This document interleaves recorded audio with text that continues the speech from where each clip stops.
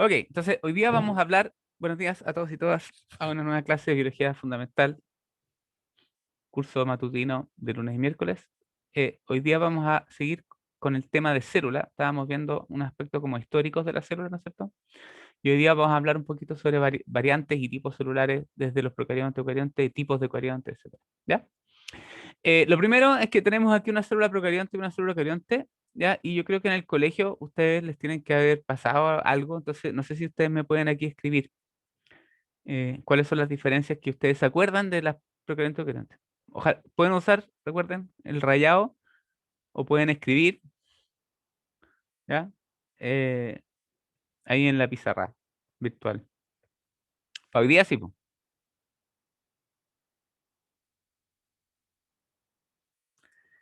Ya.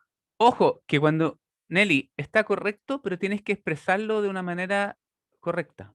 Porque si yo digo, ¿cuál es la diferencia entre el día y la noche?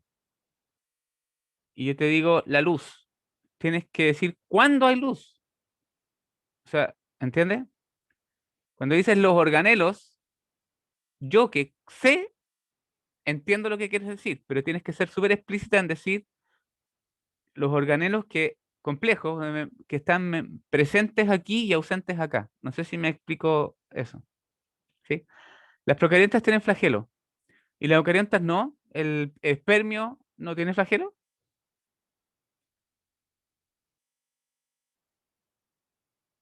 ¿sí o no? Presencia de núcleo en los eucariontes. ¿Ya? Un núcleo. ¿Qué es un núcleo? Núcleo definido. Por ahí alguien lo borraron. No sé qué pasó. Procariontes poseen una cápsula. No sé por qué se desaparece. Hay una núcleo definido. Ya. Una más antigua. Bien. Sí.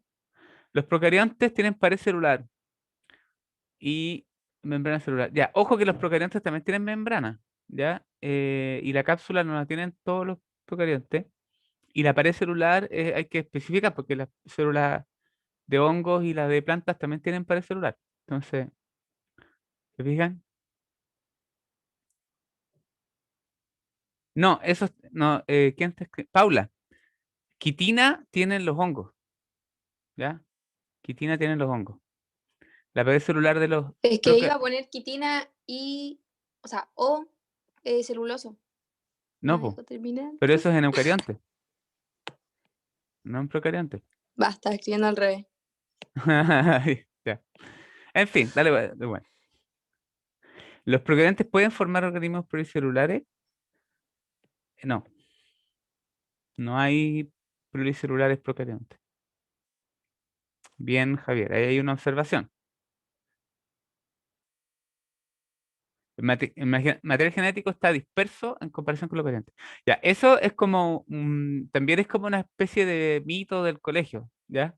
Porque no es que un procarionte tenga como que se le dé vuelta el plato fideo con el ADN así, ¿ya? Las células son súper organizadas y ordenadas y están compartamentalizadas y todas las funciones. ¿Estoy grabando, no? No estoy grabando? No, sí estoy grabando. Todas las funciones Sí. no son al lote. Entonces, en los procariontes, efectivamente no hay una membrana nuclear, pero el ADN está en un lugar definido. ¿Cachai? No, no es que esté así como insisto, como que se me dio vuelta el plato fideo y está todo ahí por cualquier lado.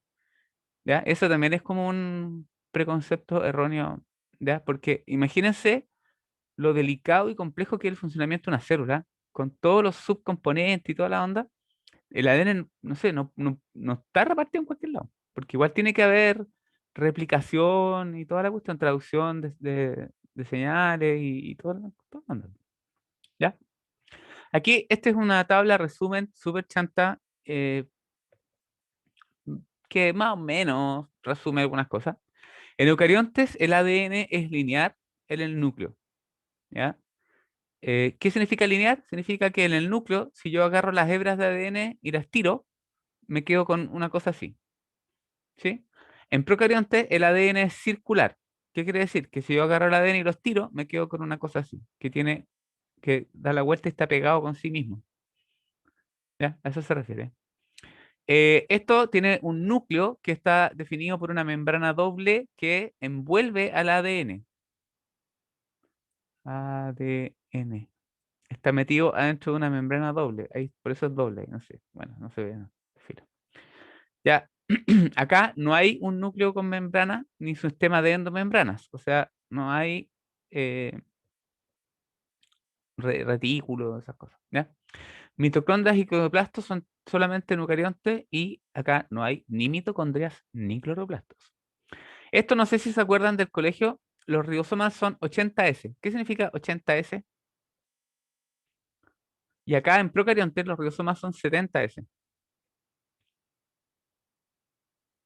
¿Alguien se acuerda qué significa esto? ¿Qué es ese? ¿Qué es ese? Ah,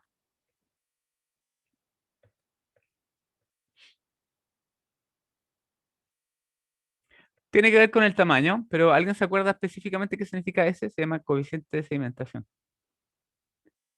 No. O sea, bueno, están formados por ARN ribosomal. Básicamente, el de eucarionte es más grande, como dice por ahí, ¿cierto? Que el de procarionte.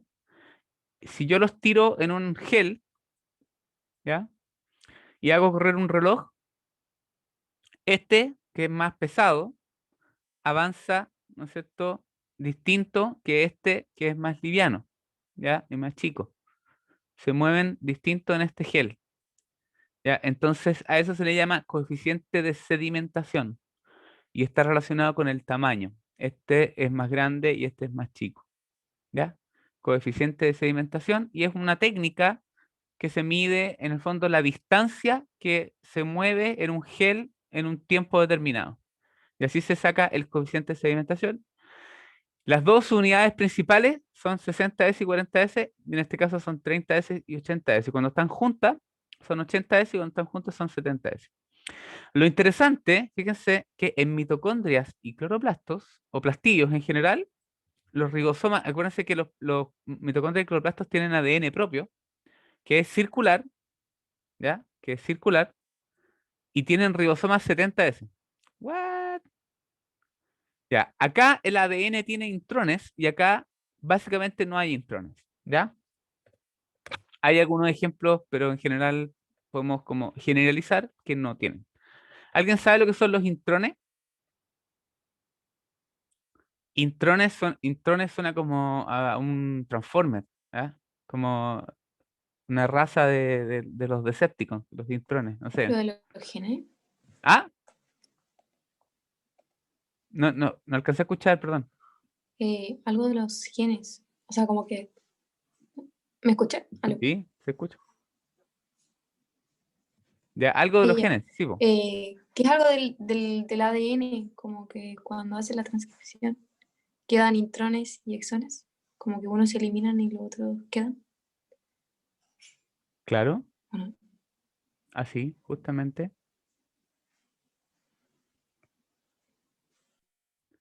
Ya, voy a intentar explicarlo con este mono feo que está ahí. Ya, básicamente, sí, no tiene que ver con la replicación, tiene que ver con la transcripción, sí. Ya, ¿qué es lo que pasa? El ADN, ¿no es cierto?, va de 5' a 3', toda la onda, y un gen es un segmento del ADN, ¿ya? Que codifica para proteína. En el caso de los eucariontes, el ADN lineal, cuando está haciendo un pedazo de ADN, ¿ya?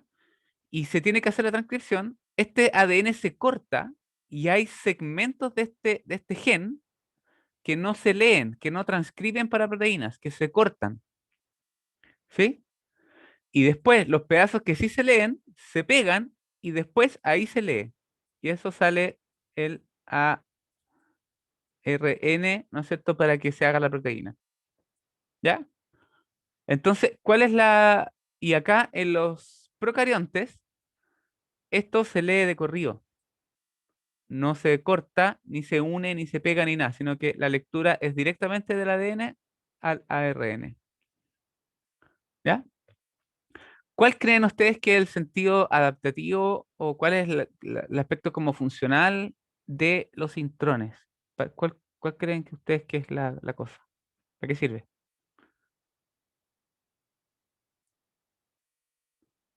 Tum, tum, ta, tum, tum, tum, tum, tum, ta, tum, tum, tum. Pa, pa, pa, pa, pa, pa, pa, pa, pa, pa, pam, pam, pam. Ahí hay varias hipótesis, ¿ya? Disminuir errores, más rápida. ¿Qué más? ¿Alguien más se le ocurre? Pam, pam, pam, pam, pam. Están abiertas las hipótesis, así que ahí cualquiera. No tengan miedo de equivocarse, porque no tienen por qué saber a priori. La idea es que estamos aprendiendo. Entonces,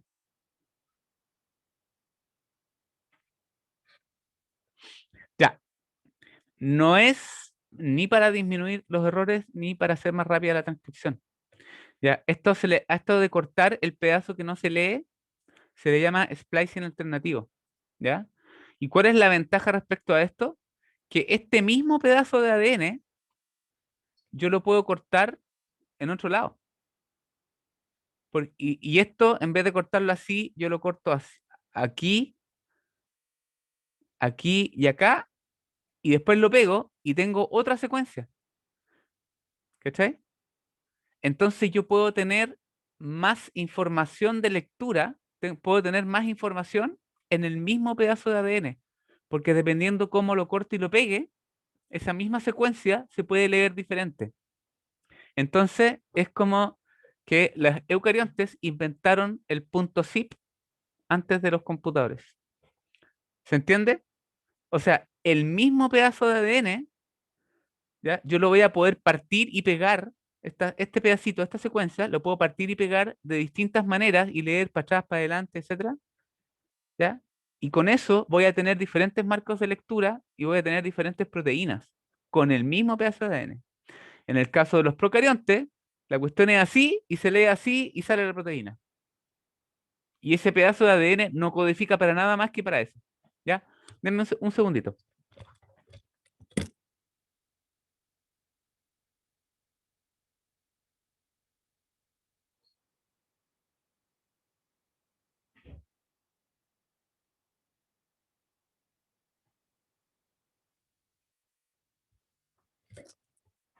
Ya, es que estaba la gata mirándome con cara de, oye, humano, ¿por qué no te dignas a abrirme la puerta mejor? Ya, ¿me escuchan? Sí, profe. Una consulta, ¿cuál era el nombre? Yo, Cristian, Atala, El de la teoría, no, no, eso, de eso. Ya, el de la copia y pega. sí, esto a esto de Slicing. los pedazos que se leen se llaman intrones, ¿sí? Y los otros se llaman exones. Y el fenómeno de cortar diferencialmente en distintas partes y pegar la secuencia para después transcribirla en ARN, o sea, traducirla en ARN, eso se llama splicing alternativo.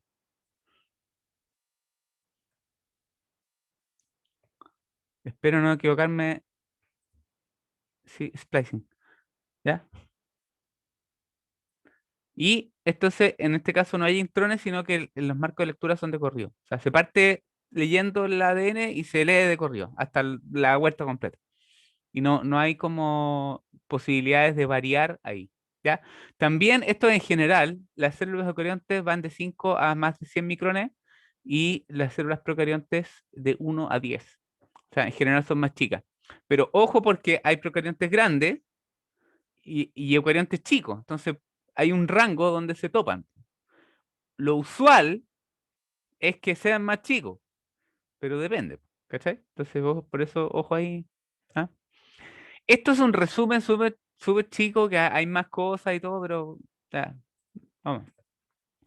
Bueno, los procariontes, si aquí está la Luca, ¿ya? Son estos monos, las bacterias y las arqueas, y son dos cosas distintas.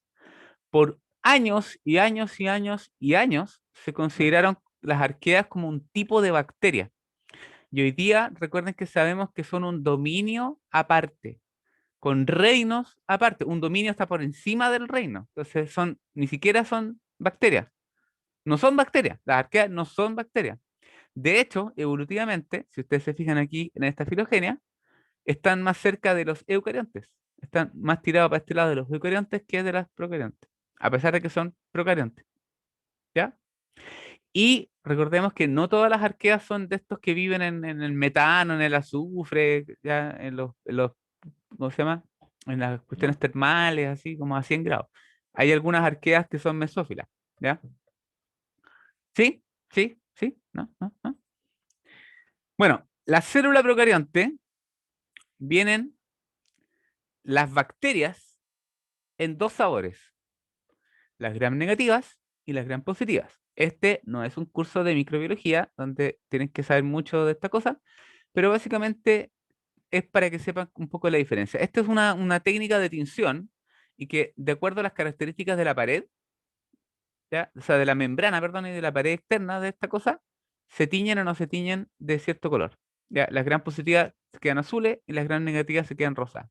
¿Ya? Esto se hace tiñendo primero rosado y después azul o azul y después rosado, no me acuerdo cómo era.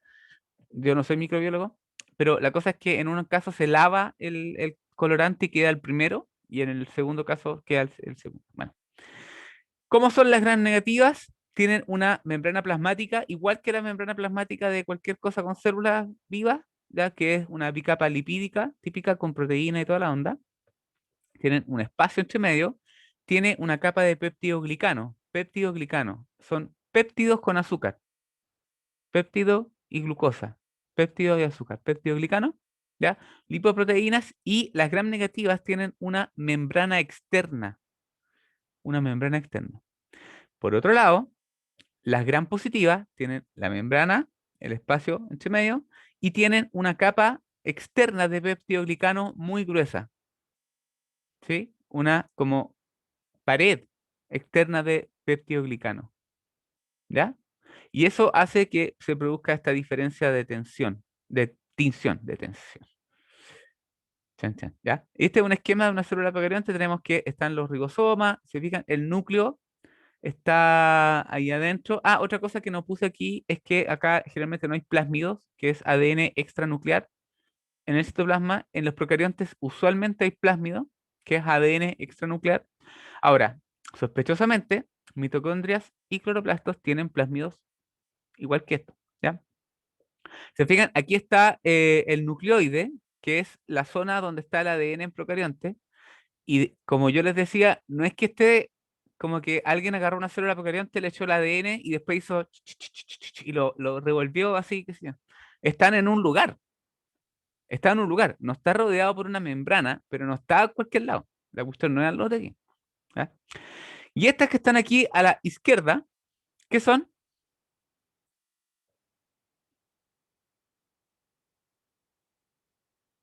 ¿Qué creen ustedes que son?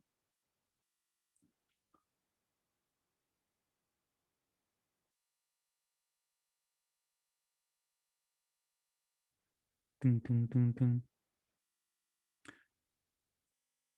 Son arqueas, exactamente. Este es un esquema de una arquea, ¿ya? Este es como el tamaño más o menos de una arquea, se fijan, esos son 5 micrones, entonces esta medirá 5, 10, unos 20 micrones, más o menos. Aquí está la estructura más o menos de la membrana, ¿no es cierto? Tenemos una capa de fosfolípido, ¿ya? Este es fosfato, glicerol, y tenés aquí unas cadenas de isopreno, ¿ya? Isopreno, que es básicamente un esqueleto de carbono, ¿ya? El isopreno, ¿sí? Y aquí tenemos algunas de las formas que toman estas arqueas, ¿ya?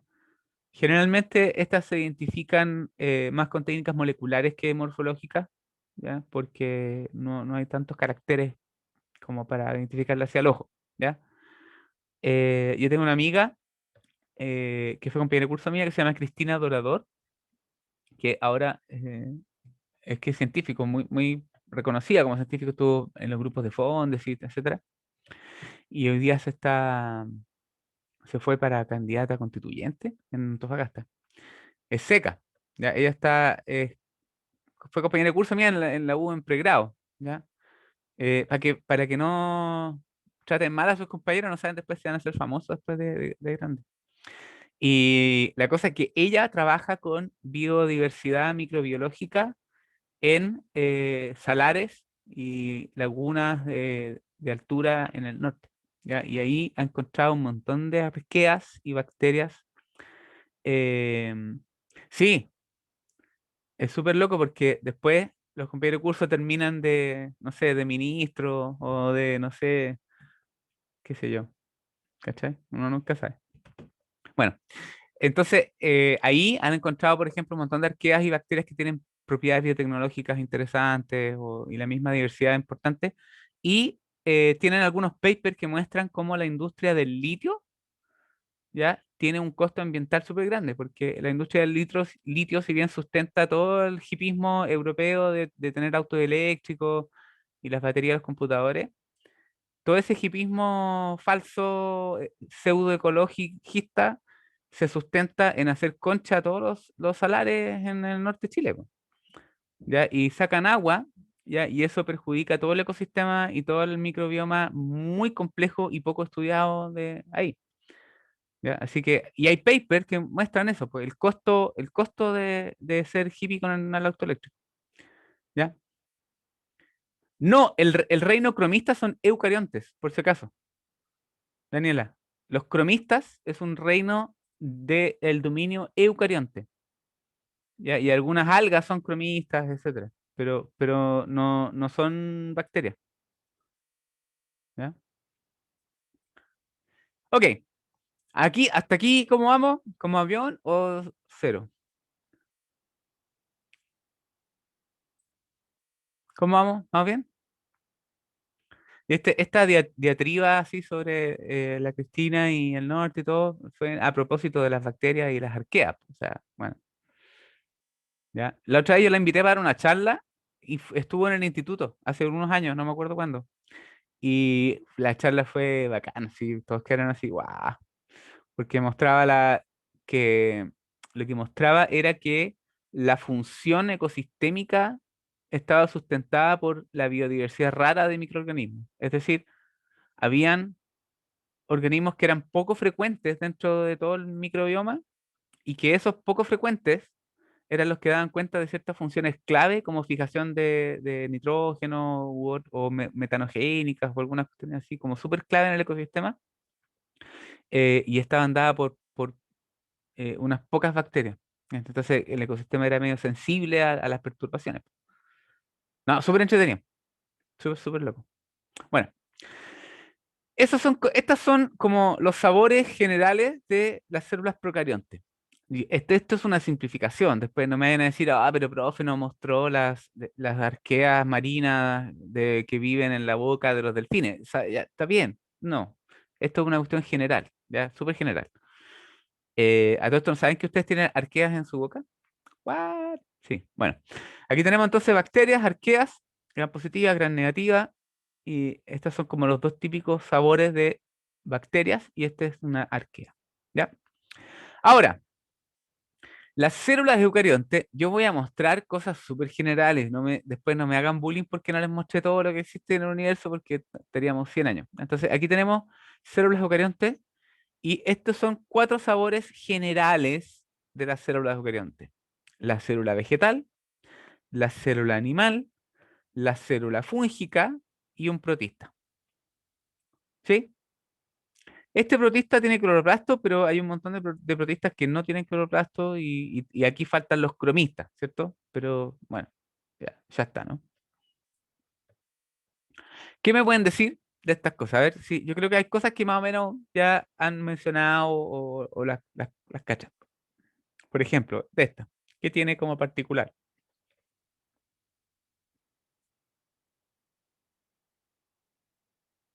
La pared celular, pero ¿de qué?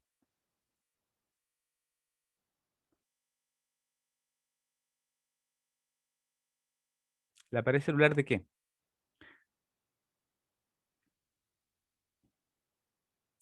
¿Esto? ¿De qué está hecho? ¿No es cierto? Todo el rollo del confort, con lo que está hecha esta pared, nos calzaron por años con el confort. Celulosa, exactamente. Es una pared celular que tiene celulosa. ¿Ya? Pues es importante decir que es de celulosa porque hay otras cosas que tienen pared celular de otras cosas. ¿Ya? Por ejemplo, hay algunas algas que tienen pared celular con sílice. Entonces, no sé, es importante destacar.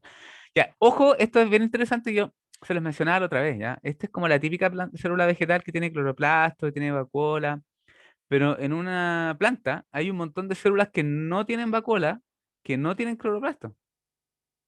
¿What? ¿Se acuerdan que se los dije? Entonces, en una planta, planta, en un árbol, o sea, las células del tronco no tienen cloroplasto. Las células de las raíces tampoco tienen cloroplasto. Las plantas parásitas, que son holoparásitas, tampoco tienen cloroplasto. Y muchas células vegetales tampoco tienen vacuola. Las células meristemáticas no tienen vacuola, ¿cachai? Entonces, yo sé que este es un esquema como súper general, pero bueno. Y dentro de las células animales, tenemos que típicamente, no, las plantas carnívoras también son fotosintéticas. Las plantas parásitas no es lo mismo que las plantas carnívoras, ¿ya? Las plantas carnívoras lo que obtienen es nitrógeno a partir de animales, porque viven usualmente en suelos pobres en nitrógeno, pero solo el nitrógeno, el carbono lo obtienen de la fotosíntesis. Las plantas parásitas obtienen el carbono y agua y otras, todas las cosas de su huésped, ¿sí? No es lo mismo, ¿vale? Entonces podemos decir que las plantas carnívoras literalmente no comen animales, sino que lo que hacen es que tienen como una compostera personal, ¿cachai? Entonces es como una compostera portátil con hojas, donde los animales que caen en esas trampas son degradados para obtener el nitrógeno principalmente. No sé si me explico, ¿sí? Ya. Entonces tenemos célula vegetal, célula animal con sus típicas cosas, ¿no es cierto? Lisosoma, ¿ya? Seguro hay un montón de células animales que no tienen lisosomas, po, o sea, bueno, ni modo. Y tenemos por acá otros sabores de células eucariontes como los fungi, como las células de hongos. En realidad hay dos tipos de células de hongo. Hay hongos que son unicelulares como las levaduras, ¿ya? Como las levaduras muy importantes. ¿Por qué son importantes las levaduras?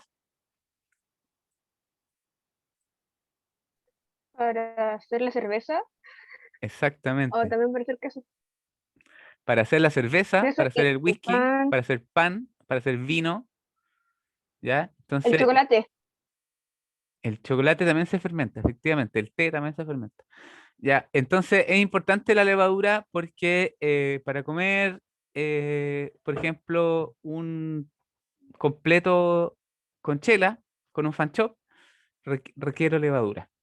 ¿Ya? Oye, qué años que no me como un completo con un fan chop, pero es que no. O sea, de hecho, literalmente, dos, ¿no es cierto? Bueno, en fin. Entonces tenemos que la célula fungi, ¿cuál es la característica? Tienen dos sabores, las que son unicelulares o las que son así tipo hilacha, ¿ya? A esto se le llama hifa, a esta estructura como ramificada, filamentosa, se le llama hifa con H, ¿sí? Hifa, que en inglés se escribe con PH, porque en inglés como que eso suena como F, ¿cierto? Bueno. Entonces, y esta hifa, esta célula fúngica, tiene una pared, pero esta pared, como decía la Paula en el anterior, esa pared no es de celulosa. ¿De qué es la pared? Quitina. Quitina. ¿Y qué tiene quitina? ¿Qué cosa tiene quitina?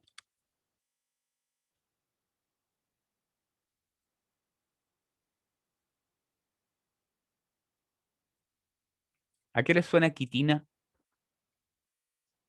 Exactamente. Los exoesqueletos de los insectos y de los crustáceos, etcétera, están hechos de quitina. ¿Se fijan? Y eso muestra como porque obviamente tiene que haber una materia metabólica, bioquímica, para poder sintetizar ese polímero. ¿Ya? Y entonces eso también demuestra la cercanía de los hongos con los animales. ¿Ya? Honguito con los animales. ¿Ya? Estamos cercanos. Somos parientes. No sé si se entiende el mono, es que insisto, me cuesta dibujar, pero en fin. ¿Ya? Y por último tenemos aquí un protista que los protistas en realidad por mucho tiempo fueron como el saco roto, así como Oye, cacha, me encontré una cosa que no sé dónde ponerse, es que no es ni animal, ni planta, ni hongo. Ah, ya, protista. ¿Ya? Sí, los hongos tienen una pared con quitina, o sea, efectivamente. Generalmente también son multinucleados, o sea, tienen septo, que tabicaciones que separan las células en una hifa, a veces no tienen, pero usualmente en cada segmento pueden tener más de un núcleo, ¿ya? Es muy común que sean multinucleados, ¿sí? Ahí otro día vamos a ver eso, pero la cosa de los protistas es que es como que alguien iba para alguna parte y encontraba cosas unicelulares y decía, ya, protista, así como, no sé, célula, no sé, ¿cachai? Era como, no sé dónde meterlo, protista. Entonces, los protistas, hoy día se sabe que la clasificación clásica de protista es terrible de polifilético. Terrible polifilético. Si metieran ahí cosas que son fotosintéticas, cosas que no son fotosintéticas. O sea, literalmente, en el grupo de los protistas, metieron, hace no tanto, hace 20 años, cuestiones que eran hongos, cuestiones que eran plantas, cuestiones que eran animales y cuestiones que no eran ni plantas, ni animales, ni hongos. Y que eran cromistas, por ejemplo, y otras cosas que son protistas propiamente tal. Entonces, aquí, esto sí que es como, ¿cachai? Una especie de MMA de serpientes, así como que no se entiende la pura ensalada nomás. Y tengo un amigo que hace clase en otra universidad y que en introducción como al organismo fotosintético, en evolución de los organismos fotosintéticos, les pasa a los protistas y les pasa a todos los protistas. Ah, hardcore. Pobres estudiantes, porque ahí se tienen que leer como 5.000 tipos así de estos bichos. Olvídense, aquí sí que es complicado. Yo, mucho respeto porque es una diversidad muy cuática. Bueno, fíjense, estos son protistas. Estos son protistas. ¿Ya? Entonces tenemos protistas que son animal-like, como estos paramecios. Tenemos plant-like, ¿ya? Como este de aquí, tiene cloroplasto. Fungus-like, como este que está acá. Y unos que son multicelulares. Pero en este caso son coloniales, como este fungus o qué sé yo. ¿Ya? Este es colonial, más bien. Es multicelular, pero no pluricelular en el sentido que haya diferenciación muy, muy desarrollada. Ya, y esto demuestra que los protistas como que le metieron ahí chaya, así, cualquier cosa, ¿ya? Y hoy día sabemos que hay algunos de estos que ya se reclasificaron en otro grupo, ¿vale? Por si acaso. Ella es la Lynn Margulis. Y la Lynn Margulis es una mujer científico que creo que falleció hace poco. Estuvo en Chile, en la Universidad de Concepción, un tiempo dando unas charlas hace muchos años atrás, y ella postuló la teoría endosimbiótica. ¿Alguno de ustedes me la puede contar?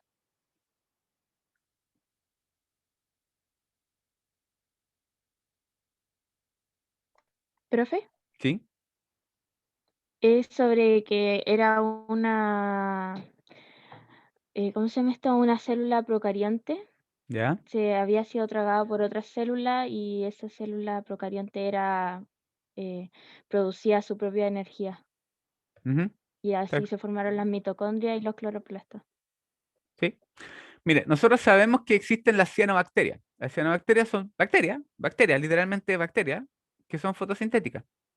No tienen cloroplastos porque son una célula sin procariante, no tienen cloroplastos, ¿ya? Pero tienen como la misma maquinaria análoga a los cloroplastos y básicamente lo que dice la Lynn Margulis es que hubo una endosimbiosis, una entrada de estas bacterias que de vida libre, que fueron ingresadas a otra bacteria. Y fíjense, es súper, súper sugerente porque esta es la membrana de la célula huésped y esta es la membrana de la otra célula. ¿Ya? Y si yo tengo esto y después pasa a esto, ¿con cuántas membranas me queda? ¿Se fijan o no? Que eso, aquí está la célula grande y empezó a meter a esto que está aquí. ¿Ya? ¿Con cuántas membranas me queda cuando yo lo termino de meter Doble. adentro? ¿Ah? ¿Se fijan o no? ¿Lo ven? que esto se pega y queda aquí con... No sé si mi mono está muy bueno, pero... Ya. A ver, voy a... No sé si me entendieron el mono. Lo voy a dibujar hacia abajo. Aquí hay una célula grande y aquí hay una cosita chica. ¿Sí? Después, esto lo como que lo va a meter hacia adentro. ¿Sí? Y finalmente está así. ¿Cuántas membranas hay en esta cosa? Si tiene esto, una y esta otra. ¿Cuántas son?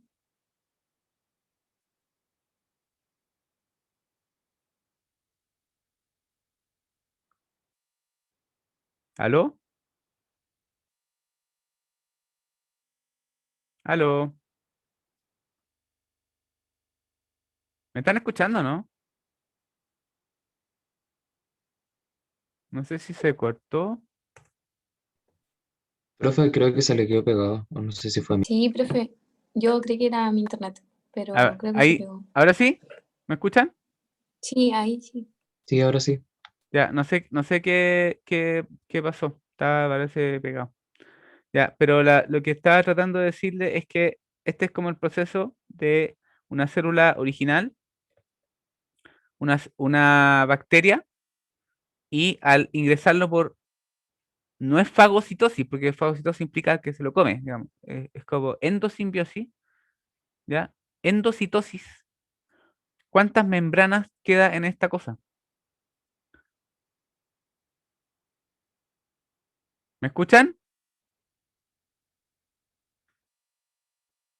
Oh, parece que está pegado.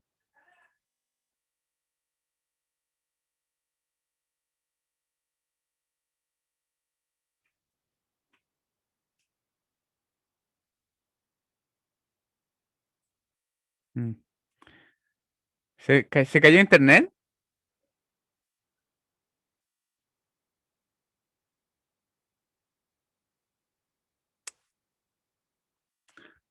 Sí. Eh,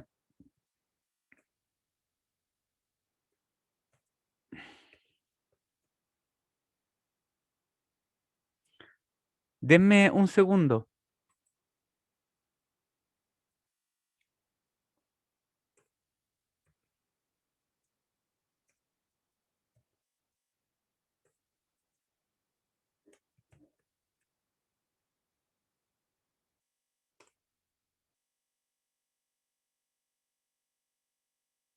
Ya. Espero que no tengamos más problemas, que el audio no se corte más.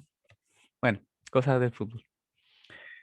Nunca alcancé a escucharles si me habían cachado esto de que los organelos tienen doble membrana y por qué tenían doble membrana. Por favor, díganme, aunque sea por el chat, si me entendieron el mono o no. Ya, gracias, Daniela. Ya, entonces, básicamente, Lee Margulis, esta mujer científica muy, muy importante en la biología, lo que plantea como hipótesis es que los organelos de doble membrana, como las mitocondrias y los cloroplastos, podrían haberse originado por un evento de endosimbiosis, una endocitosis de una bacteria procarionte, y se ingresa a una célula huésped y queda después, a través de millones de años de evolución, finalmente se transfiere parte del genoma al núcleo, pero todavía conservan maquinaria propia, ADN propio, plásmidos, ribosoma 70S, o sea, hay un montón de evidencia que apunta a que en el fondo su origen es bacterias de vía libre. Ya, lo mismo para los cloroplastos. Y de hecho, hoy día se postula que el núcleo se podría haber originado como de una invaginación de la membrana que generó este espacio nuclear y el sistema de endomembrana, ¿ya? Y los organelos complejos podrían venir de esta endosimbiosis. Y tenemos los animales, los hongos y las algas y las plantas con estos cloroplastos. ¿Ya? Muy importante la ley Margulis. ¿Ya? Esto es lo que yo les decía, tenemos un host, un huésped, una bacteria con su ADN propio. Al ingresar, ¿no es cierto?, se genera esta doble membrana por el hecho de meterlo adentro. Y no es una digestión, ¿ya? Ah, eso del beneficio mutuo. Se llama endosimbiótica porque en el fondo hay esta bacteria, ¿no es cierto?, de vida libre, tuvo que, se le provee de alguna manera de las condiciones para poder vivir adentro de este otro huésped, y este otro huésped aumentó su fitness en relación a los que no tenían, porque de hecho, hoy en día todos los linajes eucariontes tienen. Entonces, efectivamente, es probable que hayan habido otros intentos celulares con otro tipo de características, pero el modelo exitoso que predominó y que derivó en la evolución de todos los eucariontes, sí las tiene. Todos los eucariontes tienen mitocondrias. ¿Ya? Entonces, algunos tienen otras cosas. Entonces, por eso se llama de endosimbiosis, porque esta bacteria le fue mejor adentro porque estaba protegida del medio, porque recibía como comidita, etcétera. Y esta otra subió su fitness en relación a las que no lo tenían, por distintas razones. ¿Se fijan? Entonces, por eso es simbiosis. ¿Ya? De hecho, parte de los genes, estos pasaron al núcleo y hay otros, se conservan todavía algunos. Y bueno, hay muchas características que hacen que uno piense que esto es una bacteria, en el fondo. Es que en el fondo estaban aquí. ¿Ya?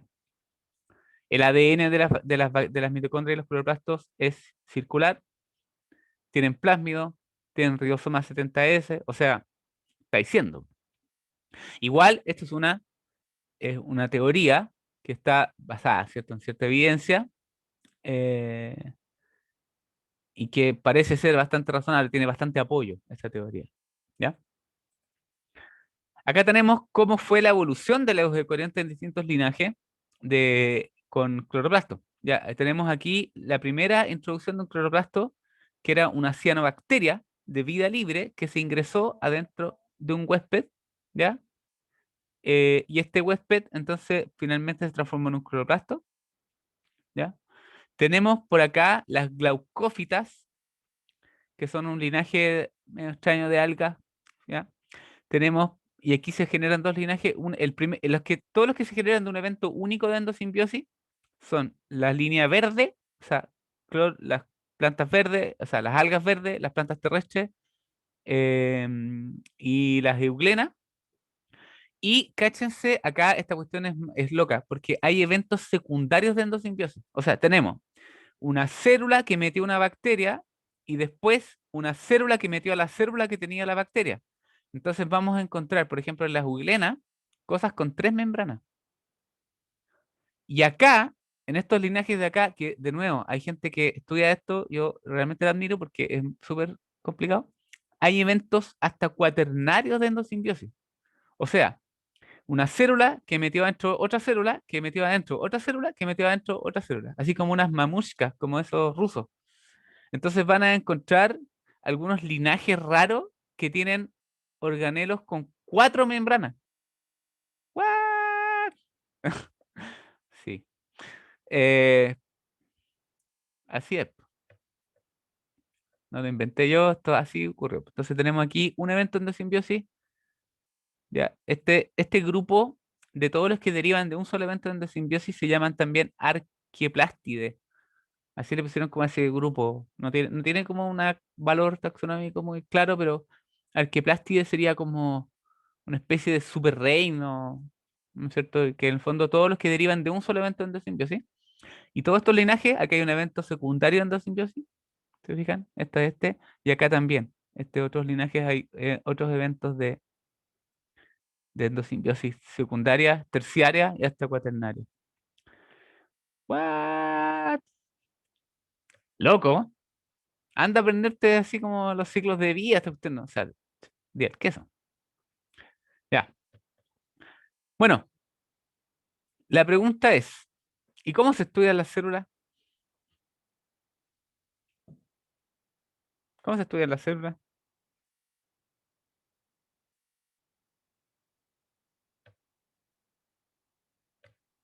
Díganme. ¿Aló?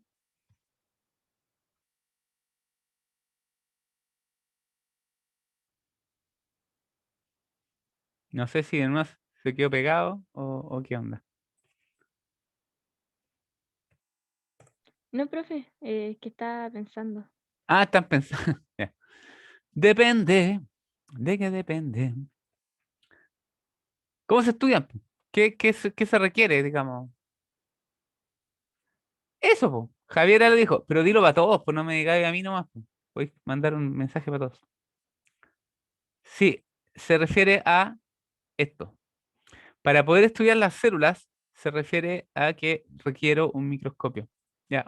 Algo para verlas porque son generalmente muy chicas, ¿ya? Entonces, y los microscopios iniciales eran cosas muy rudimentarias, y los primeros microscopios eran básicamente una cosa con un hoyo con una gota de agua, ¿ya? ¿Por qué? Porque yo tengo aquí una cosa así, plana, y le pongo un hoyito y le pongo una gota de agua, y simplemente por física, por la tensión superficial, esa gota de agua va a quedar así. ¿Y qué forma eso?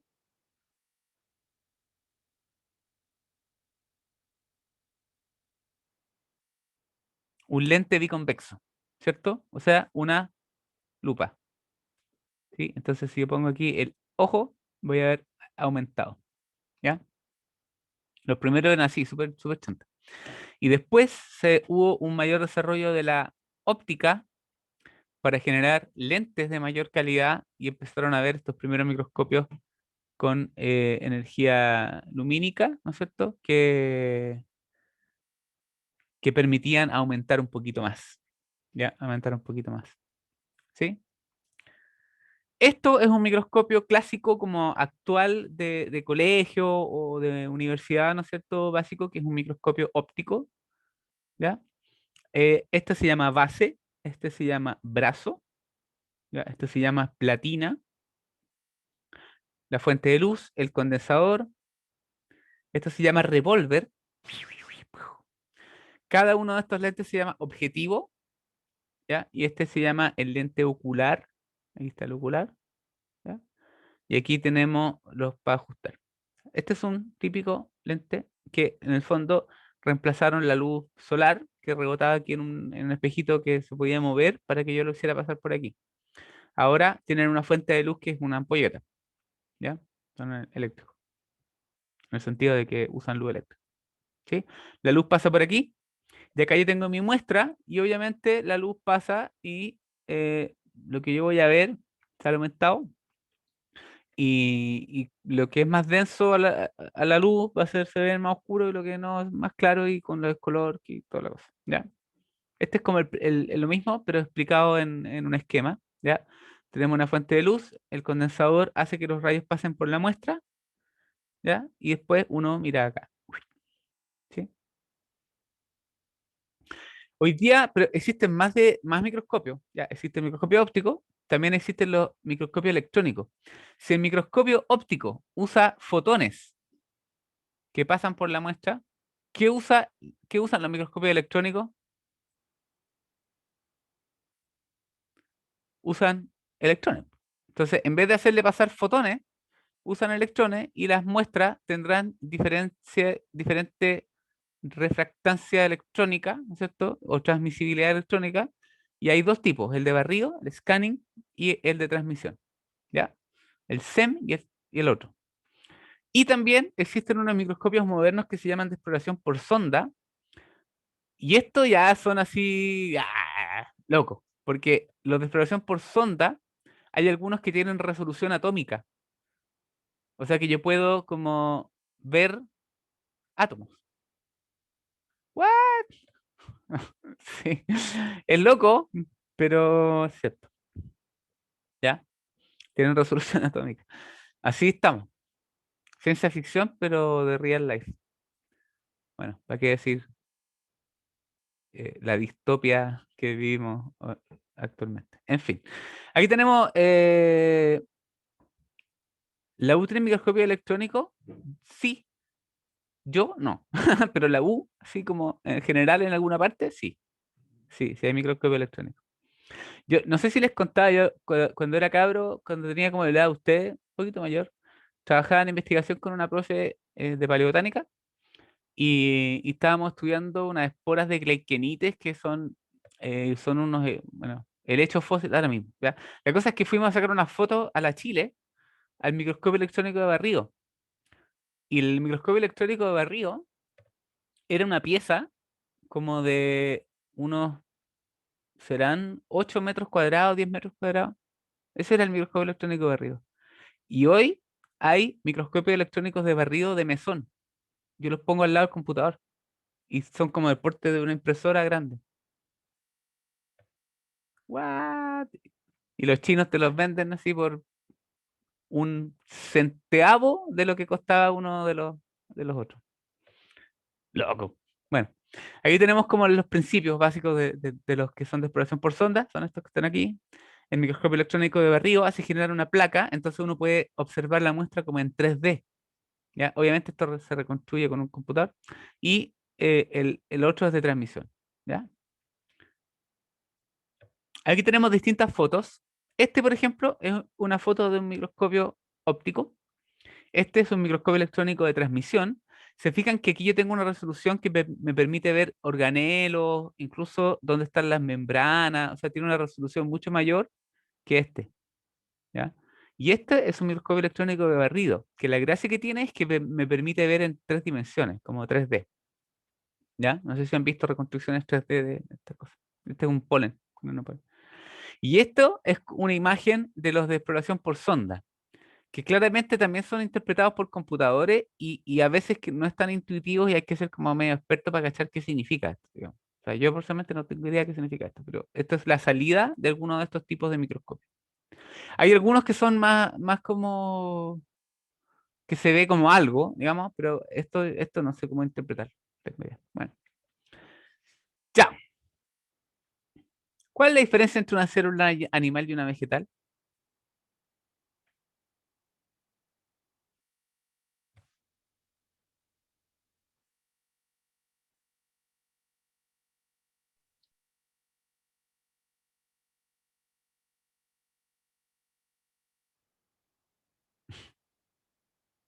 Oye, que están callados hoy día. Profe, ¿lo escribimos acá? Ah, pueden hablar. A todo esto, no sé si les voy a mostrar que salió un reportaje de un estudio, ya, esto, digamos, en serio. Salió un estudio que demuestra que el aprendizaje es mejor cuando los estudiantes en contexto virtual tienen la cámara prendida. Loco. Ya, ¿dónde? A ver, ¿dónde está? Déjenme verlo por ahí. Que tenía mucho WhatsApp antes, pero ¿dónde está? ¿Dónde está? ¿Dónde está? Salió un reportaje en el diario, ¿ya? Y, a ver, profesores. Bueno, no lo pillo. Bueno, filo, da lo mismo. Filo. La cosa es que hay una correlación entre mantener la cámara prendida y como aprender mejor. Ya, eso está visto en el colegio, pero tiene un sentido, por si acaso. Bueno, la célula vegetal tiene una pared celular de celulosa y la animal no la tiene. Bien. ¿Qué más?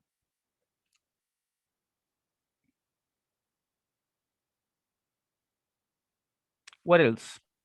La vacuola, la de la vegetal es más grande, la del animal es más pequeñita. Ya, eso es súper relativo porque, como yo les decía, bueno, las vacuolas, los células animales también pueden tener vacuola y eso es muy relativo. Ya, como el caso de colegio, ¿no es cierto?, de la caja de zapatos con vacuola gigante y cloroplasto. Claro, esa es más como más grande, pero eso es un tipo celular súper particular de célula vegetal. No todas son así. Ya, Johan, cloroplastos. Bien, la célula vegetal tiene cloroplastos y los animales no tienen cloroplastos. ¿Ya? ¿Qué más? ¿Dónde está? Me perdió el chat. Centríolos. Sí, igual la célula vegetal tiene una cuestión que es como análoga, que es el centro, que es un nombre distinto, pero es como lo mismo. Entonces, yo ahí como que diría que es como lo mismo. O sea, básicamente le pusieron otro nombre, pero es lo mismo. Algunas células animales tienen flagelo y algunas células vegetales también. ¿What? Sí. Hay células vegetales con flagelo.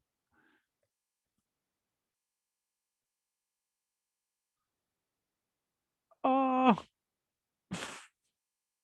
Por ejemplo, las células sexuales de los briófitos, los gametos masculinos, son con flagelo y nadan. De hecho, nadan activamente. Son así, curvos, con dos flagelos. De algunas gimnospermas también. Loco. Eso. Javiera dice, la célula vegetal es autótrofa y la animal es heterótrofa. Bien, aunque no se cumple en todos casos, pero bien. ¿Ya? Sí, qué loco. Ya, ahí tenemos algunas cosas. ¿Han escuchado hablar de los peroxisomas?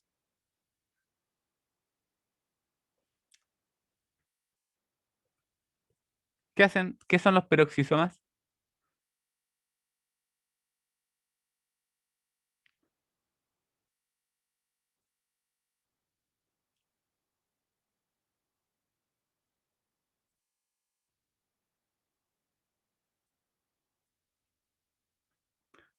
¿Cómo logran que esta persona tenga el pelo rubio?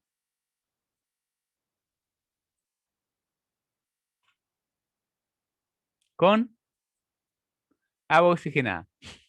¿Y el agua oxigenada, cómo es? Peróxido de hidrógeno. ¿Sí? ¿Y el peróxido de hidrógeno qué sustancia es? ¿Qué tipo de sustancia química es?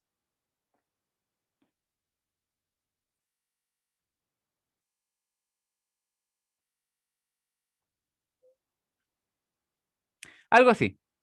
¿Ya? El peróxido de hidrógeno es el agua oxigenada. Y el agua oxigenada es una sustancia oxidante, muy oxidante. ¿Ya? Es una sustancia, no es un hidrocarburo, porque no tiene carbón, no tiene carbono, perdón. ¿Ya? El peróxido de hidrógeno es un superoxidante, es lo que se llama Reactive Oxygen Species o especies reactivas de oxígeno. Eros, Ramazzotti. En español se dice Eros, especies reactivas de oxígeno, y en inglés es Reactive Oxygen Species, que son especies superoxidantes. Y son súper tóxicas para la fotosíntesis, para todas las membranas del cloroplasto y toda esa cuestión, son súper tóxicas. ¿Ya? Entonces, en general, la planta lo que hace es tener enzimas específicas metidas en unos organelos, en los peroxisomas, y adentro tienen la peroxidasa. ¿Y qué hace la enzima peroxidasa? Degrada el peróxido, tan, tan, en sustancias más inocuas. ¿Ya? Es como una especie de planta de tratamiento de residuos peligrosos, pero en la planta. ¿Ya? Bueno, aquí tenemos un esquema súper así general de colegio, ¿no es cierto?, que muestra las cosas que tienen ambas. Ambas tienen núcleo, membrana, ambas tienen mitocondrias, ¿no es cierto? Ambas tienen una serie de cosas. Y acá en la célula vegetal están los cloroplastos, la peroxisoma y esta vacuola como particular, les digo que es una cuestión general porque no todas tienen exactamente lo mismo. Y acá, en la célula animal, hay presencia de lisosomas que obviamente están relacionados con que son heterótrofas, ¿ya? Con la degradación de materia orgánica. Esta es una esquemita de la célula vegetal. Aquí está la pared, ¿ya? La membrana. Hay unos hoyitos en la pared que se llaman plasmodesmos, que son, esos son interrupciones en la pared y que generalmente tienen intrusión de citoplasma. A diferencia de las células animales, cuando una célula vegetal se divide, queda pegada a la otra, unida por la pared. Y los plasmodesmos son conexiones del citoplasma que permiten transmisión de proteínas, incluso ARN o distintas cosas entre una célula y otra. Son como canales de conexión. Cloroplastos, ahí hay peroxisoma, mitocondrias, la vacuola, la membrana de esta vacuola grande se llama tonoplasto, ribosomas, núcleo, ¿ya? Típica cosa, ¿ya? Esta es una célula de una elodea, que es una planta acuática, pero ahí está la pared, ¿no es cierto? Este es el núcleo y estos son los cloroplastos. Si tuviéramos posibilidad de hacer un práctico, podríamos ver esta. Y es bien entretenida porque si uno los pone a la luz, mirando al microscopio, uno pone luz y los cloroplastos se dan todos por la orilla y empiezan a dar vueltas. Así, ta, ta, ta, ta, ta, ta, ta, ta, ta, ta, ta, ta. Eso se llama ciclosis. Es loco, pero bueno, así. Un día lo verán. La pared está compuesta, la de las plantas, está compuesta principalmente por celulosa, ¿ya? Y la celulosa es un polímero de azúcares de 6 carbonos. Fíjense, 1, 2, 3, 4, 5, 6. Fíjense, esas esquinitas, en cada esquinita hay un carbono que no está escrito, pero ahí está, ¿ya? Y ahí están los enlaces típicos, ¿no es cierto? Y estos forman cadenas. Igual que los hilos de una cuerda o qué sé yo, hay hebras flaquitas que se entrelazan para formar paquetes más grandes y que a su vez se entrelazan para formar una super hebra. ¿Ya? No sé si me explico, ¿ya? Pero también la pared celular está formada por hemicelulosa y sustancias pécticas, ¿ya? ¿Y cómo más o menos se organiza esto? Así. Ya, tenemos la membrana plasmática y tenemos que, no sé si alguna vez han visto como lo de la contru, ¿ya? Tenemos que, no sé si han visto cuando están construyendo un edificio, que sé yo, que hay como unos fierros parados, ¿en cachado, no? Que se ponen unos fierros, ¿sí? Los fierros son las fibras de celulosa, que están hechas a su vez de muchas fibrillas de celulosa. Los alambres que unen esos fierros son la hemicelulosa y el cemento que le echan después a la cuestión sería la pectina o las sustancias pécticas. Pectina. La pectina, de hecho, se usa en repostería y qué sé yo como espesante. Se puede obtener, por ejemplo, de las semillas de la manzana.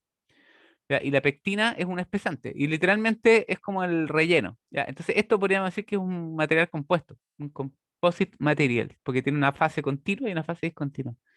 Pero da igual, la cosa es que la celulosa es el elemento como que le da rigidez, ¿no es cierto? Y la pectina también. Entonces, esto, igual que la constru, los fierros, los alambres y el cemento.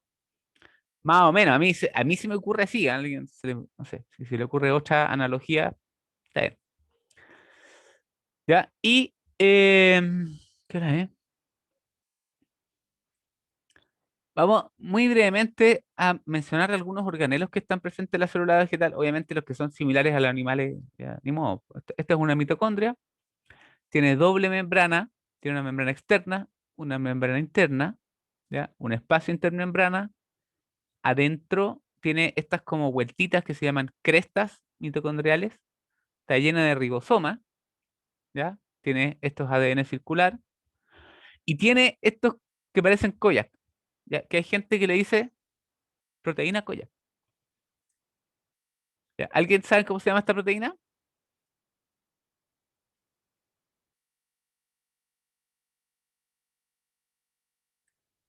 Aló.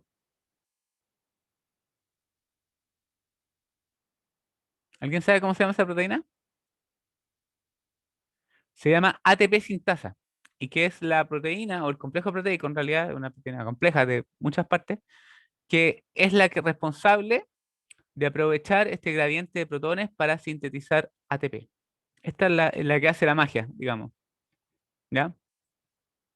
Así es. Este es un esquema de esta proteína que es como una especie de pimentero, porque se acumulan protones en la parte de adentro de la mitocondria, ¿ya? Y entre la membrana de adentro y de afuera hay un espacio, están estas proteínas, y este gradiente electroquímico se aprovecha la energía de este gradiente electroquímico para sacar los protones, y en ese momento el pimentero como que da vuelta así, ¿ya? Y se produce el ATP, ¿ya? ATP sintasa o sintetasa. ATP sintasa o sintetasa. Sí, también se le dice proteína Koyak y no es broma. O sea, es verdad. Ya, la proteína Koyak. Así, se fijan que es como un Koyak, po. No sé. Bueno. Las vacuolas, por supuesto, que tienen algunas células vegetales, ya se fijan. Esta, por ejemplo, tiene evidentemente una vacuola súper grande, ya, pero no todas tienen vacuolas de ese tipo. Las células meristemáticas, por ejemplo, las células embrionarias de las plantas no tienen estas vacuolas así. Tienen como muchas chiquititas. Y hay otras células que no tienen vacuola, ¿ya? O distintas, digamos. No son todas como así, ¿ya? Por si acaso. La membrana plasmática, igual que en la mayoría de los organismos, está formada por una bicapa de fosfolípidos, donde la parte polar está por fuera y la parte apolar está por dentro. Eso genera como una especie de sanguchito donde al medio es un ambiente que es hidrofóbico, y por fuera es un ambiente que es hidrofílico, porque de hecho el citosol tiene agua, ¿ya? Así que y ahí están metidas las proteínas y toda la onda, ¿ya? Obviamente, ¿para qué sirve la membrana? Obviamente la membrana es una barrera de permeabilidad, permite que no se arranquen las cosas de adentro y permite que no entre cualquier cosa, ¿ya? También sirve de anclaje a proteínas para reacciones que son bioquímicas, bioenergéticas, quimiotaxis, etcétera. Y también para conservación de la energía, porque también aquí en la membrana es donde ocurren generación de la fuerza de protones, de los típicos de polarización de las membranas, ese tipo de cuestiones. ¿Cachai? Bueno. Denme. No, un segundo. No, entonces, esto me lo voy a saltar, la verdad, porque lo van a ver probablemente en biología celular, entonces no quiero hacer como spoiler y como que si no voy a dar la lata. Pero los ribosomas son estas estructuras que están hechas, obviamente, de ARN ribosomal y que son sintetizadas adentro del núcleo, ¿vale? Están formadas por proteína también y tienen estas subunidades, ya la menor y la mayor, y que son estructuras que permiten la lectura del ADN, ¿ya? La lectura del ADN y la síntesis de las proteínas, de las cadenas de polipéptidos y después de proteínas, ¿ya? ¿Vale? También aquí tenemos un sistema de endomembranas, típico en la célula, ¿no es cierto?, que se continúa desde el núcleo, ¿ya? Tiene el núcleo poros, hoyitos, después viene el sistema, el retículo rugoso, el liso, el aparato de Golgi, todo esto es un sistema como de el Chile Express, pero que funciona, ¿ya? Como el Starken, pero que funciona, ¿ya? ¿Han cachado no sé si alguna vez le ha tocado ir a Starken? Hay una persona que atiende ahí en el Starken de Valparaíso, que es súper simpático, pero es como que tiene una pinta así de como hardcore, porque es como así grande, medio musculoso, con tatuajes, así es como que anda a reclamarle por el, por el paquete, así como sabe que no me llegó. Como que va a agarrar la Harley Davidson así, claro, hasta ahí llegaste, así como sácale, no sé. Pero atienden bien en general, atienden bien, hacen lo que pueden. Yo creo que tienen poco personal, mucha gente y poco espacio. En fin, da lo mismo. Ya, bueno, sistema de endomembrana. El núcleo, por supuesto, es la estructura que está conteniendo al material genético en células eucariontes, ¿ya? Y que permite también una cierta regulación. También tiene hoyos por donde salen los ARN mensajeros, ¿ya? Ahí tenemos el núcleo, adentro está el ADN, cuando el ADN está compactado, ¿no es cierto? Sobre la cromatina, el nucleolo, que son los lugares de síntesis de los ribosomas, eh, esta es la envoltura nuclear y tenemos que tiene poros. Ya, la cromatina es cuando el ADN está desorganizado, ya, no está compactado en cromosomas, ¿vale? Perro. El ADN se puede compactar en cromosomas. ¿Ya? ¿Se acuerdan que creo que presentaron un paper de los cromosomas? ¿Se acuerdan o no? De los cromosomas de la astromeria, parece. Y esta cromatina cuando se condensa, en inglés se llama supercoiled, que significa super enrollado. Y se condensa formando cromosomas. Y obviamente el ADN está formado de pares de base, ¿no es cierto? Ustedes ya saben eso. Y forman estos cromosomas para poder hacer la división celular. Esto también me lo voy a saltar, que es cómo se replica el ADN. Si a alguien le interesa, ahí está como el monito, pero básicamente lo que ocurre primero es que se desenrolla el ADN para después replicarse, pero no me lo voy a saltar porque también probablemente lo van a ver en otro curso, no me quiero como hacer spoilers. Ya, y esta es la traducción, que es cómo esto se convierte en las series de proteínas a partir del ARN. ¿Ya? El ADN, super cool. Ya, esto me lo voy a saltar. Cromosomas, ya, son estas estructuras que es el ADN comprimido, muchas veces. El bracito corto, ¿para qué vamos a mencionar a alguien de bracitos cortos, por cierto? Por ejemplo, este tiene un bracito corto ahí. ¿Ah? Este se llama brazo P, o brazo corto, y este lado largo se llama brazo Q o brazo largo. Y al medio está el centrómero. Y en este caso tiene dos cromátidas, este cosito, este cromosoma. ¿Y cuál es la gracia de los cromosomas? Es que los cromosomas también tienen valor sistemático y yo puedo analizar, ¿no es cierto?, el cariotipo, así se llama el conjunto de los cromosomas de una especie, y puedo, por ejemplo, identificar especies crípticas a partir de su cariotipo. ¿Qué significa eso? Que puedo identificar entonces especies que a simple vista no puedo cachar que son distintas, pero yo, por ejemplo, veo que esta tiene, no sé, 16 cromosomas y esta tiene 18 cromosomas. O puedo entender procesos evolutivos a partir de los cromosomas, porque, por ejemplo, hay ciertas especies que se generan por cromosomas que se parten y generan dos chiquititos, y uno puede reconstruir, ¿no es cierto? Entonces, pucha, mira, esta especie es que, la especie parental que dio origen a este linaje nuevo, esta especie nueva, tenía, no sé, 16 cromosomas, pero el cromosoma 15 se partió por dos y quedó una con uno más, etcétera. ¿Ya? Loco. ¿Cómo vamos hasta aquí? Esto es como una especie de repaso súper general, no se urjan como con materia, así como que les voy a preguntar que haga un esquema de la proteína F0, F, no sé, no, no. Es una cuestión como de cultura general de células nomás, ¿ya? Células de hongo, esto se ve mucho menos en el colegio, no sé cómo lo habrán visto ustedes, pero la célula vegetal, la célula animal y la célula de hongos en general se ve menos, ¿ya? Esta es una célula de hongo que es tipo IFA.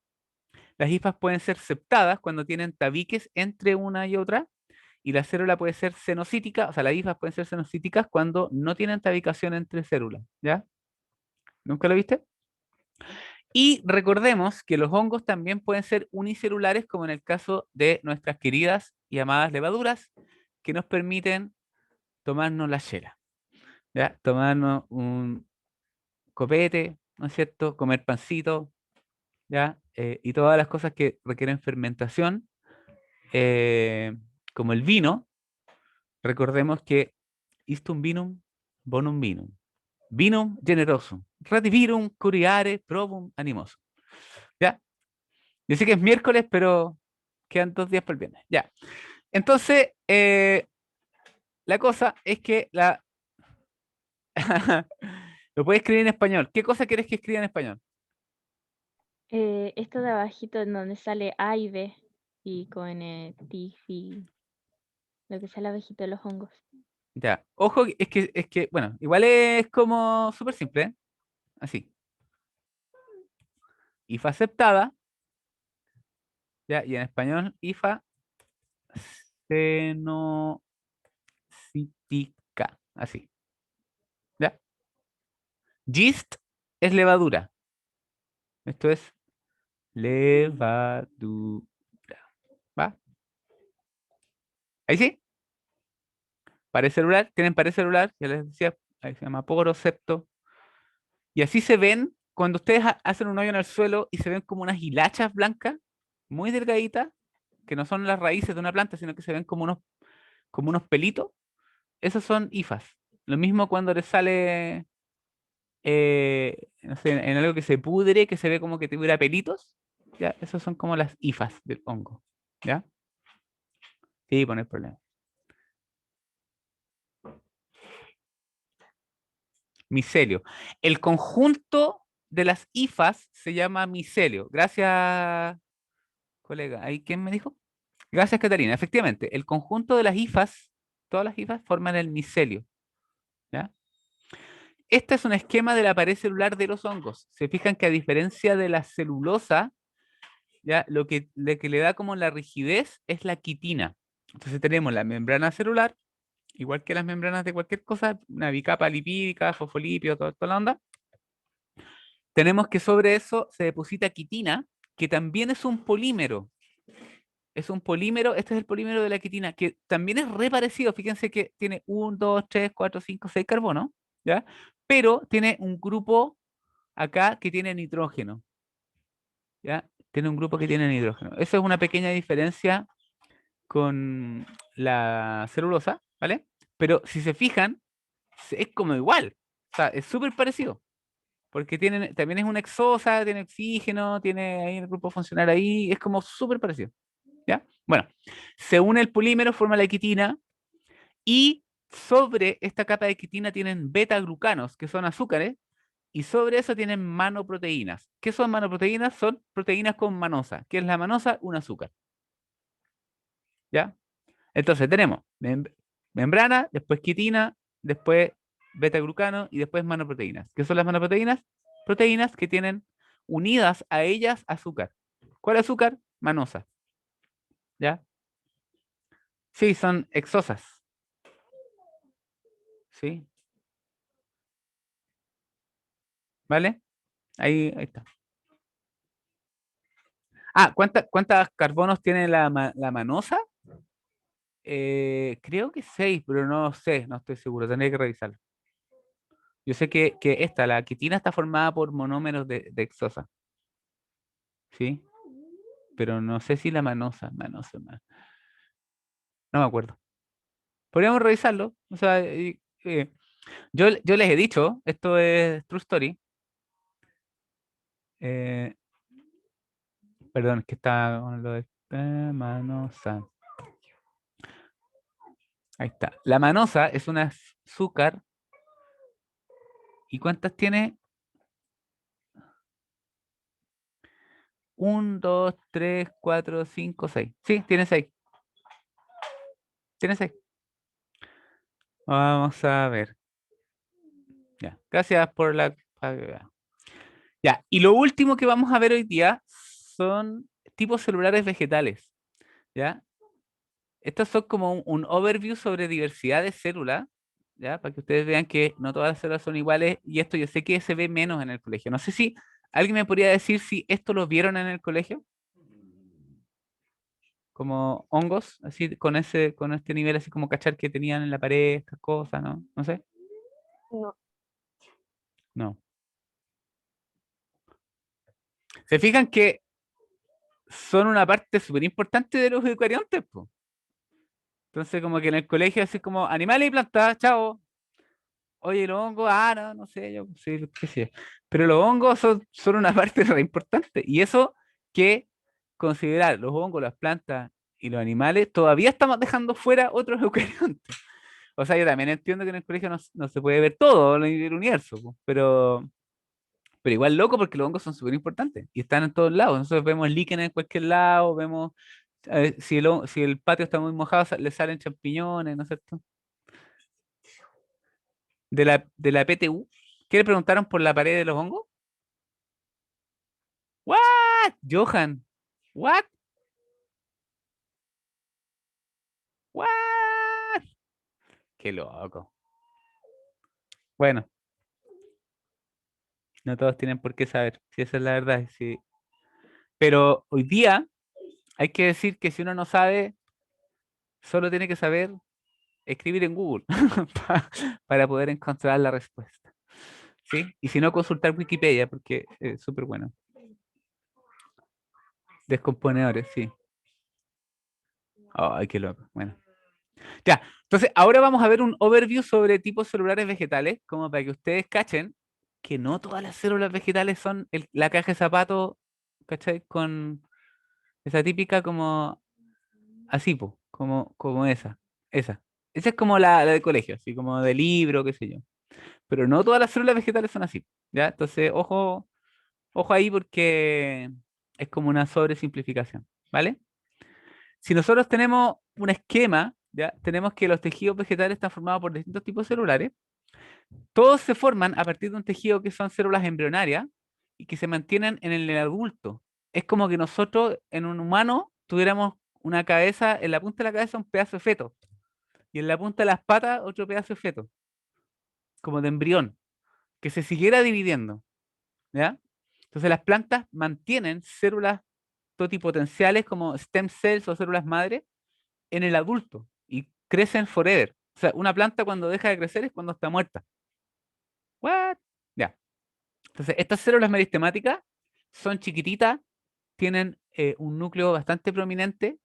Fíjense, este tipo celular completo, todos los tipos celulares meristemáticos no tienen cloroplastos. ¿What? no tienen cloroplastos. Tampoco tienen vacuolas. ¿What? Es verdad. Ya, entonces estas células meritemáticas se dividen para formar los otros tejidos. Ya, los tejidos simples y complejos. Tenemos que los tejidos simples están formados por 3 tipos celulares principales. No sé, ¿qué quieres que repita? Que los meristemas no tienen ni cloroplastos ni vacuolas. ¿Eso? Que son células pequeñas, generalmente que están en constante división. ¿Sí? ¿Eso? Ya. Están en constante división, son células pequeñas, ¿ya? Y que no tienen ni cloroplastos ni vacuolas. Esas se diferencian después.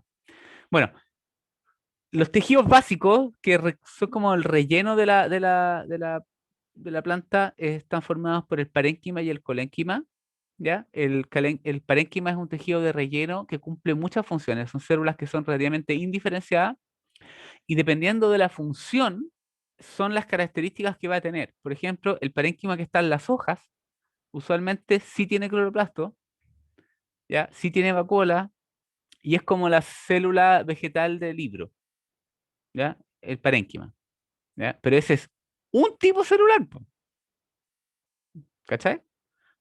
El colénquima es primo del parénquima, pero tiene engrosamientos en la pared primaria. O sea, si la célula es así, es como que aquí le pusieron un tabique, ¿no es cierto? Un refuerzo, un perno, ¿no? Con una viga, ¿no es cierto? Entonces tiene pedazos de la pared más gruesa y obviamente el colénquima provee soporte mecánico.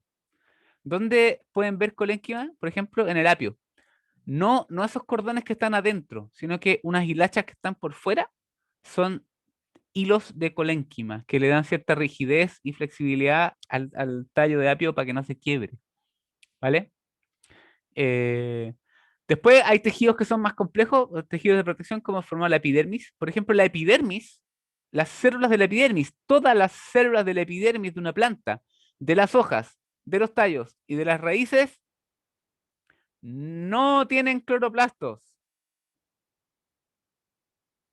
True story. ¿Ya? También hay un tejido complejo en las plantas, que esto es lo más loco. Son células tan especializadas que en la madurez están dead. Son células muertas en la madurez. ¿Ya? Células muertas en la madurez. Ya no sé cómo se hace el mono este, pero en fin, están muertas. ¿Ya? RIP. Entonces, el tejido esclerénquima es de soporte, generalmente para estructuras que son leñosas o para, qué sé yo, cuando se requiere cierta rigidez estructural. Y son células que inicialmente son vivas, pero después el citoplasma se muere, el protoplasto se muere, y queda solamente la pared. Y usualmente tienen lo que se llama una pared secundaria. La pared secundaria tiene la característica de que no solo tiene celulosa, sino que además tiene otro compuesto que se llama, ahí, ¿dónde está?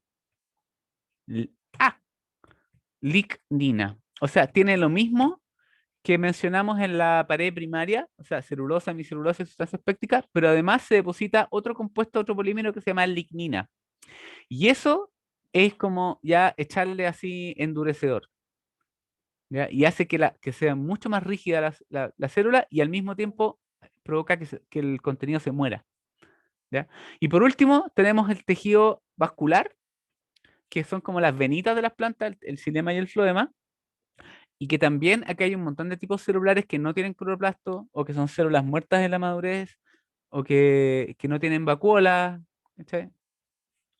Claro, los hongos que degradan madera son uno de los pocos organismos del planeta que tienen enzimas que degradan la lignina. La lignina es una molécula, es una molécula bien compleja químicamente y que no la degrada básicamente nada más que los hongos que son xilófagos, ¿ya? Que comen madera, que tienen enzimas que degradan la lignina. Si no existieran esos hongos, viviríamos sobre troncos botados,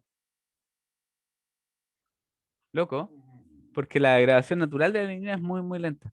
De hecho, toda la industria de la celulosa tiene que lidiar con remover la lignina, porque las células de, no sé, pues, si tú cortas un eucalipto, un pino, no sé, para hacer eh, pulpa celulosa y después hacer confort y estafar a los chilenos o exportarle pulpa celulosa fuera de Chile, en ese caso tienes que eliminar la lignina y es un proceso industrial bastante complejo.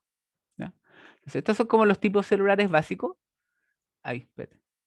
¿Qué dice? Los meristemas, se encuentran como en las puntitas, en las puntitas de las yemas, de las raíces, ¿no es cierto? Y permiten el crecimiento de las plantas por los lados y para arriba. ¿Ya?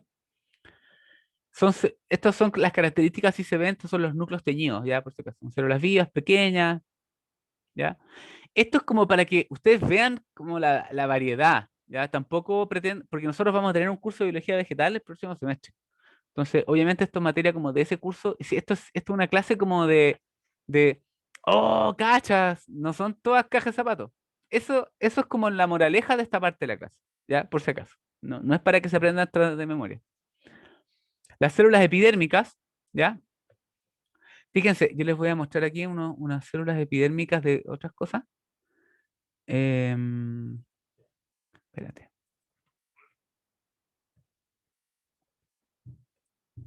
Para que ustedes vean la variedad de formas de las células vegetales. Esto, por ejemplo, son células, este es real, esto es una foto, no es un dibujo. Entonces, hay células vegetales que son así con paredes onduladas. No son cajas de zapatos. Y estas células no tienen cloroplasto. ¿Se fijan? Hay unas que son así alargadas. ¿Se fijan? Otras que son así. Otras que son así. Que parecen puzzle. ¿Cachai? ¿Se fijan que parece como un puzzle? Loco. Miren esta. ¿Sí? Cáchense. Entonces, estas células son transparentes y de hecho tiene un sentido, porque si nosotros vemos un corte de una hoja, el parénquima fotosintético está debajo, entonces obviamente si estas tuvieran color o tuvieran cosas, digamos, absorberían parte de la luz, pues la idea es que la luz pase al tejido fotosintético que está debajo. ¿Ya? Entonces es como el sentido adaptativo. ¿Ya? Estas células epidérmicas, aparte de la celulosa y la pared y toda la cosa, tienen una capa encima de una cera, ¿ya? Que se llama cutina y que forma una capa que se llama cutícula. La cutícula es una capa de cera que protege y recubre a las plantas de la pérdida de agua y refleja también parte de la luz. ¿Ya? Las células parenquimáticas también son como, yo les decía que son como la típica célula así que hace de todo, como el relleno, ¿ya? Las células de relleno. Y estas células de relleno cumplen muchas funciones, son relativamente indiferenciadas, y yo creo que cuando uno ve un libro de una célula vegetal, eso es una célula parenquimática, ¿ya? El colénquima, que yo les decía que tiene como engrosamiento, perdón, el clorénquima es un tipo de parénquima fotosintético. El parénquima se divide por función generalmente. Este es como el fotosintético, este es como para aire. El parénquima reservante, por ejemplo, es el típico que tú encontrás en una papa. Todo el relleno de la papa es parénquima reservante que tiene almidón, po. Y esas células no tienen cloroplastos, po. Lo que tienen son, digamos, organelos que guardan granos de almidón. Amiloplastos se llaman. ¿Ya? El colénquima, yo les decía que tienen células con paredes primarias gruesas y su función es mecánica. Por ejemplo, aquí podemos ver, se fijan que esto está como gordito, esta es la célula y esta es una pared, una parte de la pared que se ve como, mira, voy a intentar dibujar. En el fondo la pared va así, esta es la célula, ahí me chisporroteó. Y claramente esta parte es más delgada y esta parte está engrosada. Esta parte está gordita. ¿Ya? El esclerénquima son células que son muertas en la madurez, tienen lignina y fíjense que aquí hay esclereidas y fibras y esto es una célula vegetal. Y esto no se parece a una caja de zapatos, ¿o no? No tiene cloroplasto, no tiene vacuola, no tiene peroxisoma, ¿ya? Loco. Miren, para que vean ustedes un poquito de variedad de estas cosas. Espérenme, aquí.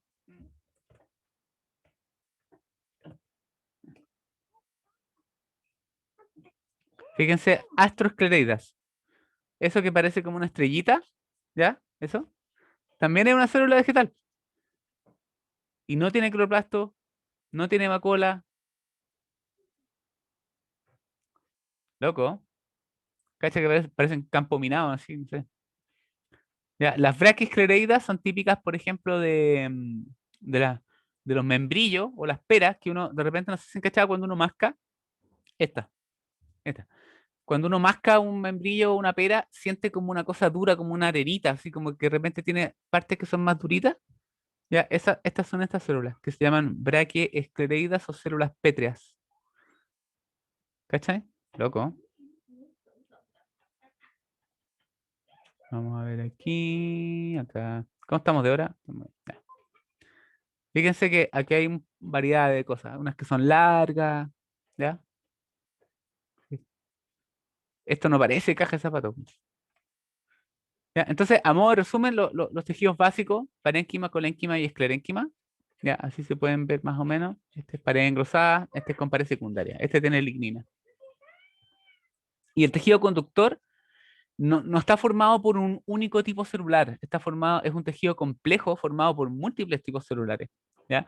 Y el xilema conduce el agua y el floema conduce los productos de la fotosíntesis. Y esto que está acá son los elementos que conducen el agua.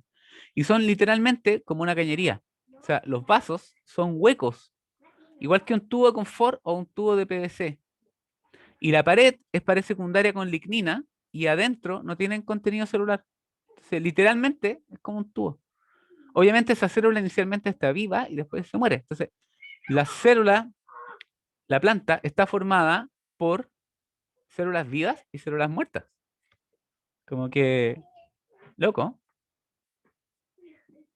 No sé, yo encuentro loquísimo. Y obviamente esto no es como una caja de zapatos, ¿cierto? Nada que ver. Ya. Y por último, estos tejidos, estos tipos celulares básicos, ¿no es cierto? Epidermis, meristemas, parénquima, colénquima, esclerénquima, xilema, floema, forman y se organizan para formar órganos en las plantas. ¿Y cuáles son los órganos? Las plantas tienen órganos, así como nosotros tenemos chunchules, guacharín, panita, eh, qué sé yo, tercer ojo, no sé, qué sé yo, órganos. Las plantas también tienen órganos, po. ¿Y cuáles son los órganos vegetativos de la planta? Raíz, tallo y hoja. ¿Y cuáles son los órganos reproductivos?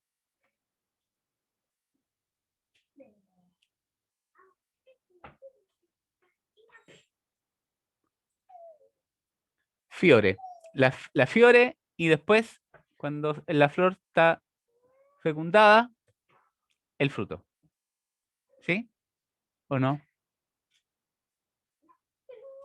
¿Ya? Entonces, para que haya perfare y fruto, necesitas una flor. ¿Ya? Así se ve un corte transversal de una raíz. Así se ve el corte transversal de una raíz. La anatomía de las plantas las vemos en el curso de Biología Vegetal 2. Y eso solo lo van a ver los que se dediquen a la licenciatura. Los de Pedagogía solo tienen Biología Vegetal 1. Ya, porque la malla no da para meter más cuestiones. Y este es un corte transversal de una raíz. Esto es anatomía del órgano y por fuera epidermis, eso es parénquima, eso es xilema, tejido, esto es floema, ¿ya? Este es un tallo, por fuera tiene la epidermis, parénquima, el tejido vascular aquí, como en anillitos, ¿ya? Y si te fijan, si ustedes lo analizan con detención, digamos, hay una gran variedad de tipos celulares. Una gran variedad de tipos celulares. O sea, evidentemente para construir un musgo o una palmera, no puedo construir yo cosas tan diferentes con distintos órganos y todo con un solo tipo celular, evidentemente. Y esto es un corte de una hoja, ¿ya? Este es un tricoma, un pelito, glandular en este caso, epidermis, parénquima, ¿ya? Estomas, que son un tipo de célula epidérmica modificada, estomas, y aquí tenemos el tejido vascular, ese es el xilema. ¿Qué tal? Ya, pero te voy a activar mi cámara y antes de terminar, como quiero que me cuenten así como cómo quedaron, qué opinan, qué piensan. ¿Les cambió un poco su perspectiva? ¿No? ¿Esto lo sabían? ¿No lo sabían?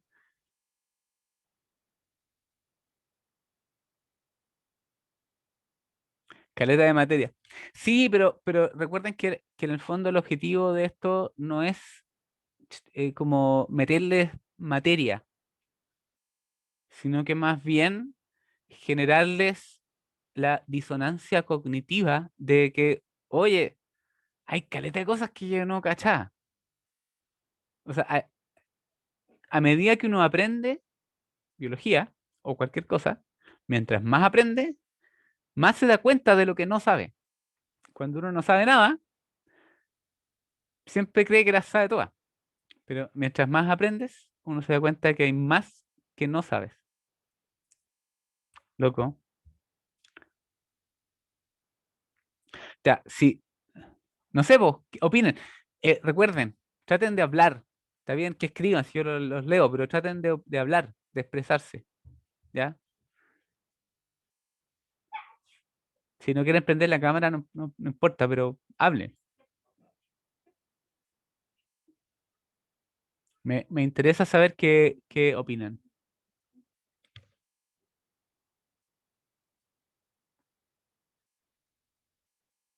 ¿Aló? ¿Daniela? Sí, profe, es que estaba como en medio en shock porque yo había estudiado por mucho, bueno, el año pasado tuve que estudiar mucho las células, entonces muchas de las cosas que me enseñaron como que o no estaban ahí o no todas las células lo tenían, entonces como que entré un poco en colapso, porque como usted dijo, no sé, ahora que sé esto, me doy cuenta que no sé casi nada.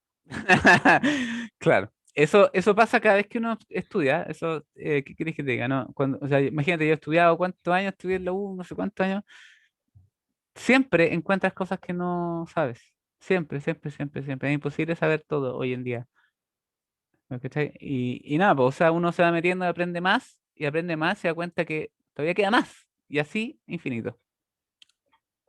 Eso, O eso sea, también, igual. también es entretenido, pero bueno. ¿Sí? Sí, eso es lo entretenido porque, o sea, depende de la persona, porque una persona se puede decepcionar de eso o puede interesarle aún más y puede aprender mucho más, entonces estoy por la parte de aprender más. Ya. Catalina cuenta ahí que había aprendido por charlas y guías de campo un poco de los hongos. No vi nada sobre morfología de los carpóforos y que el píleo y el pie y el sombrero y la cuestión, porque eso es materia como del curso de biología vegetal. Uno. ¿Ya? Entonces, ah. De nuevo, yo no pretendo que ustedes se aprendan de memoria los tipos celulares vegetales o que se aprendan de memoria, ¿no es cierto?, todos los eventos de endosimbiosis de qué sé yo. Pero, por ejemplo, ¿habían escuchado de que hay linajes que tienen varias endosimbiosis? Porque, claro, a lo mejor la teoría endosimbiótica la podían haber como cachado, digamos, pero de que hayan endosimbiosis secundarias y terciarias y cuaternarias, es loco. Es como adentro de, sí, no sé. Bueno, si tuviéramos que resumir, ¿cuál es lo central de la clase de hoy día? Era simplemente ver variación en el modelo de célula. La variación principal es que existen unas con un núcleo rodeado con una membrana que tiene el ADN adentro que se llaman eucariontes y otras que no tienen este núcleo que rodea el material genético que se llaman procariontes. En las procariontes tenemos las arqueas y las bacterias. Dentro de las bacterias, dependiendo del tipo de pared, tenemos las gram positivas con esta capa de peptidoglucano por fuera, grande, y las gram negativas con esta membrana externa. ¿Ya? Una membrana interna y una membrana externa. Tenemos después en eucariontes, que también no hay solo dos tipos de células eucariontes, sino que hay varias. ¿ya? Por ejemplo, animal, vegetal, fúngica, cromista, protista, ¿ya? Y yo tomé como ejemplo la célula vegetal porque yo soy botánico. Si alguien fuera zoólogo, probablemente el ejemplo de variación de tipos celulares hubiera hecho con animales. Y hubieran visto célula muscular, célula nerviosa, epitelio. ¿Ya? Entonces, en el fondo lo que hice en la última parte donde les mostré tipos celulares vegetales es mostrarle que solo dentro de un tipo que es célula eucarionte vegetal tenemos variación. Y de hecho, si nos vamos ya aún más, cada subtipo tiene subtipos. Entonces la variación es muy grande, la diversidad es muy grande, ya de tipos celulares y todo. Y que por supuesto a veces en el colegio, por una cosa de simplificación también, porque o sea, tampoco se trata de que salgan expertos en botánica después del colegio. Pero para que ustedes sepan ahí que, claro, esta simplificación a veces es un exceso de simplificación y que hay mucha variación en los tipos celulares. Y generalmente la gente a priori siempre tiene nociones de tipos celulares animales. Yo creo que en el colegio seguro vieron epitelio, célula muscular, célula nerviosa, glóbulos rojos, glóbulos blancos, no sé, por lo menos, ¿o no? ¿Cuántos de ustedes aquí habían visto tipos celulares de plantas?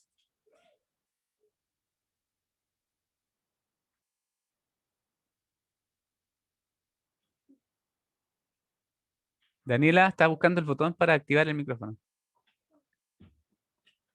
Es que solo vi el de cajita, entonces como que estaba muerta y seguían ahí, que así. Sí, es loco. Ya, pero me gustaría escuchar a alguien más. Todavía nos quedan unos minutos para que hablen, po, que hablen ustedes.